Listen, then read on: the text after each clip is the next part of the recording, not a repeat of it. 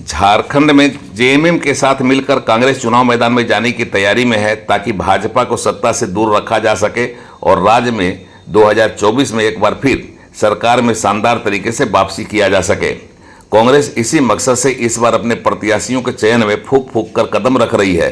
कांग्रेस की कोशिश है कि गगन बिहारी या चूहा परिक्रमा करने वाले प्रत्याशियों से दूरी बनाई जाए और कांग्रेस संगठन के समर्पित लोगों को ही उम्मीदवार बनाया जाए ताकि हर क्षेत्र में विरोधियों का मुकाबला करके उन्हें परास्त किया जा सके और कांग्रेस की जीत सुनिश्चित की जा सके। कांग्रेस के इसी कदम ने कई कार्यकर्ताओं को उत्साह से भर दिया है और वे चुनाव लड़ने के लिए अपनी दावेदारी पेश करने लगे हैं। मजेदार बात यह है कि अपना दावा ठोकने वाले कांग्रेस कार्यकर्ता कहते तो हैं कि टिकट जिस किसी को भी मिलेगा उसको जिताने में वे पूरी शक्ति झोंक देंगे और विरोधियों को परास्त करने में कोई कोर कसर नहीं छोड़ेंगे, मगर हकीकत यह है कि जो ताकत विरोधियों को परास्त करने में लगानी चाहिए थी वह ताकत कांग्रेस के कार्यकर्ता अपने ही दल के एक दूसरे उम्मीदवारों के खिलाफ इस्तेमाल करने लगे हैं और उन्हें निपटाने में लग गए हैं। ऐसा ही नज़ारा बाघमारा विधानसभा चुनाव के लिए आज हुई तैयारियों की समीक्षा के दौरान नजर आया। धनबाद जिला कांग्रेस के अध्यक्ष संतोष सिंह की अध्यक्षता में आयोजित इस कार्यक्रम का संचालन रशीद रजा ने किया। पूर्व केंद्रीय मंत्री सुबोधकांत सहाय, प्रदेश अनुशासन समिति के अध्यक्ष ब्रजेंद्र सिंह उपस्थित थे। इसी दौरान जलेश्वर महतो, रोहित यादव के समर्थक अपने अपने नेता की उम्मीदवारी पर जोर डालने के लिए नारेबाजी करने लगे। नारेबाजी में कार्यकर्ताओं का उत्साह उनकी ऊर्जा बाहर से आए नेताओं को गदगद कर रहा था, लेकिन बाद में जो दृश्य उपस्थित हुआ उसने कांग्रेस की हकीकत की पोल खोल दी। नारेबाजी हुई और फिर दे दनादन भी होने लगा। एक दूसरे को निपटाए जाने की क्या कोशिश हुई, देखिए आप उसका नज़ारा।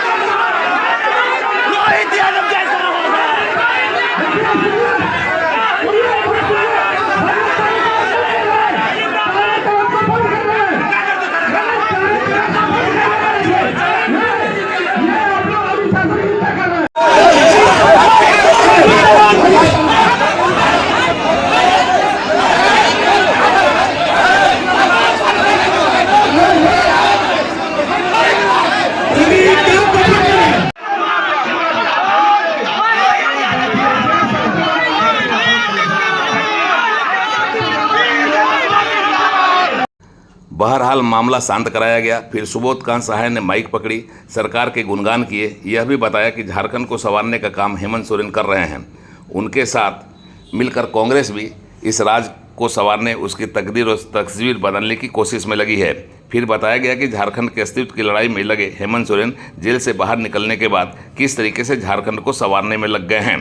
2024 के चुनाव में इंडिया गठबंधन की सरकार बनाने के लिए कार्यकर्ताओं को पूरी शक्ति से लग जाने का पाठ भी पढ़ाया गया। नहीं हुआ तो जेल भेज दिया। जेल में जब इनको सुप्रीम कोर्ट ने लकतुता किया तो